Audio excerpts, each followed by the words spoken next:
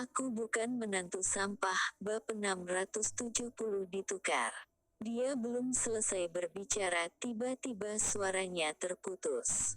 Selang beberapa detik, Rocky mendengar teriakan Talita dari HP. Dia berteriak, "Apa yang ingin kalian lakukan?" Rocky mengerutkan kening dan langsung berteriak, "Talita, apa yang terjadi denganmu?" Tapi HP-nya dimatikan. Rocky segera menelepon kembali, malah mendengar nada peringatan HP dimatikan. Sesuatu telah terjadi pada Talita. Wajah Rocky muram, dia segera menelepon Lian. "Dalam 5 menit aku ingin tahu keberadaan Talita."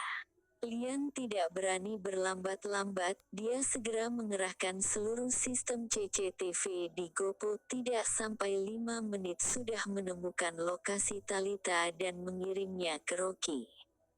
Rocky melihat lokasi di HP dan dengan dingin berkata, "Di mana ini?" Lokasinya ada di sebuah gedung di tengah pusat kota Gopo. Lian segera berkata, "Direktur Rocky, gedung kantor ini adalah cabang perusahaan obat Cina keluarga Ma, yang dikelola oleh Hugo dan istrinya, Marsha." Rocky segera berjalan keluar, dan sambil memerintahkan, "Segera lacak latar belakang perusahaan obat Cina keluarga Ma, dan semua informasi tentang cabang perusahaan yang dikelola oleh Hugo dan Marsha." "Baik." Lian mengangguk dan menghela nafas. Si Hugo ini sial sekali, dirinya sudah buta yang mengganggu wanita Direktur Rocky, bukankah ini ingin mencari mati? Titik titik titik titik titik titik. Di kantor cabang perusahaan obat Cina. Talita mengepal tinjunya dengan erat, menahan amarah di dalam hatinya, dan bertanya dengan dingin, "Direktur Hugo, apa maksudnya ini? Jelas-jelas bahan obat yang kami pesan adalah pakis hitam, tapi kamu mengirimkan daun bawang hitam." Kedua bahan obat ini sama sekali berbeda. Hugo melipat kedua lengannya, berdiri di depan Talita tanpa takut, lalu di kedua sisi pintu kantor di belakangnya, masing-masing dijaga oleh seorang pengawal yang besar. Dia menatap tubuh Talita dengan tatapan genit, sebelum perlahan berkata, "Nona Talita, ini pakis hitam, kamu tidak tahu banyak tentang bahan obat Cina, jadi kamu tidak tahu." Omong kosong. Talita benar-benar marah, dirinya tamatan dari Universitas Kedokteran, kemudian magang menjadi pemimpin di pengobatan tradisional negara untuk beberapa saat. Di bawah didikan Sharfilu, bagaimana mungkin dia tidak bisa membedakan pakis hitam dengan daun bawang hitam? Jelas-jelas Hugo mengganti pakis hitam yang mahal dengan daun bawang hitam. "Kami tidak terima barang ini," ucap Talita sangat tegas dengan sikap yang sangat keras. "Kalau Direktur Hugo mengira bisa membodohiku, kalau begitu maaf, sampai ketemu di pengadilan." Setelah itu, dia melirik HP yang ada di lantai, berkata dengan dingin, "Selain itu, tadi aku sudah menelepon Direktur Rocky, pengawalmu mengambil HP-ku, dan membantingnya di lantai. Masalah ini juga akan aku tuntut di pengadilan." Tatapan Talita mendingin, dia tidak melihat Hugo yang ada di depannya lagi, langsung berjalan melewatinya dengan cepat. Ketika dia sampai di depan pintu, kedua pengawal itu tiba-tiba melangkah maju dan memblokirnya.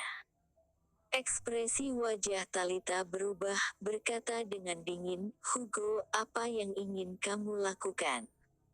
"Direktur Talita, karena kamu sudah datang, kenapa terburu-buru pergi?" Hugo melangkah maju dengan tampang genit, melihat wajah dan tubuh Talita yang indah, lalu menelan air liur dan berkata, "Karena kamu pikir obat ini ada masalah, bagaimana kalau kamu tinggal di sini? Mari kita diskusikan baik-baik." "Tidak ada yang perlu didiskusikan, minggir," teriak Talita berjalan ke pintu. "Jangan buru-buru." Hugo meraih pergelangan tangan Talita, menatap matanya, dan nafasnya terengah-engah. Direktur Talita, sebenarnya bahan obat ini bukanlah apa-apa bagi perusahaan Meditech. Sudah sejak lama aku mengagumi Direktur Talita. Selama Direktur Talita bisa memuaskan teman kecilku, jangankan bahan obat, kamu bahkan bisa mendapatkan keuntungan lebih. Kedepannya kita akan bekerja sama. Obat apa yang kamu inginkan, semuanya ada. Dia mengatakannya sambil menatap Talita dengan genit. Manajer wanita di pabrik farmasi ini jauh lebih cantik daripada istrinya si cacing betina seberat 100 kilogram, bukan hanya wajahnya yang cantik, bahkan tubuhnya juga seksi. Ditambah dengan temperamen Talita yang dingin dan arogan, sangat berbeda dengan perempuan yang biasa dia ajak bermain saat makan malam. Hugo sudah lama muak dengan istrinya sendiri. Talita yang muda dan cantik tiba-tiba menaikkan gairahnya, dan membuatnya segera ingin menaklukkannya di lantai. Lepaskan. Talita menyingkirkan tangan Hugo, dan tubuhnya yang pernah disentuh oleh Hugo seperti cacing kepanasan merasa jijik setengah mati. Tapi Talita melirik kedua pengawal yang berdiri di belakang Hugo, lalu menjadi tenang, dan tiba-tiba tersenyum menawan. Direktur Hugo, selama kamu menyetujuinya, kamu benar bisa mengabulkan permintaanku. Tentu saja, seluruh tubuh Hugo gemetar, dan tiba-tiba menjadi bersemangat. Tadi dia menyentuh pergelangan tangan Talita yang licin, membuatnya tidak tahan untuk menindihnya sekarang di atas meja dan menikmatinya. Talita bersandar di meja dan berpose dengan postur berbentuk S, lalu dia memiringkan kepalanya dan tersenyum. Kalau begitu kamu minta pengawalmu keluar. Haruskah kita membiarkan orang lain menonton kita membahas urusan pribadi? Hugo terpesona olehnya hingga memarahi pengawalnya untuk keluar dari kantor. Setelah dia dan Talita ditinggal di kantor, Hugo segera melepas jasnya dan merentangkan kedua lengannya untuk memeluk Talita. Sayang, aku datang. Ketika hendak memeluk, senyum Talita tiba-tiba menghilang dan segera menjadi dingin. Dengan kecepatan kilat, dia meraih laptop di atas meja dan membantingnya ke kepala Hugo. Tuang! Ketika laptop mengenai kepala Hugo, dia tidak bisa berteriak, dan langsung jatuh ke lantai. Talita terengah-engah, menatap Hugo yang terbaring di tanah sambil berteriak. Emosinya masih belum reda, dia melangkah maju, menendang Hugo beberapa kali dengan sepatu hak tinggi. Dan tendangan terakhir mengenai bagian vital Hugo. Tendangan ini, tiba-tiba membuat Hugo membelalakan mata, berteriak kesakitan.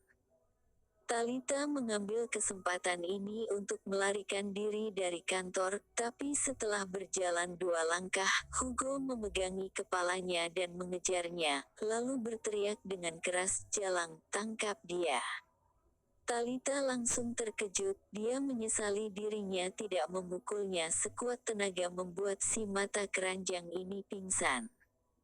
Saat ini, sekumpulan pengawal menghampiri dengan garang, dan tanpa basa-basi langsung menahan Talita. "Wanita jalang, dikasih hati minta jantung," ucap Hugo dengan galak, meraih kerah Talita dengan kedua tangannya, dan merobeknya menjadi 2.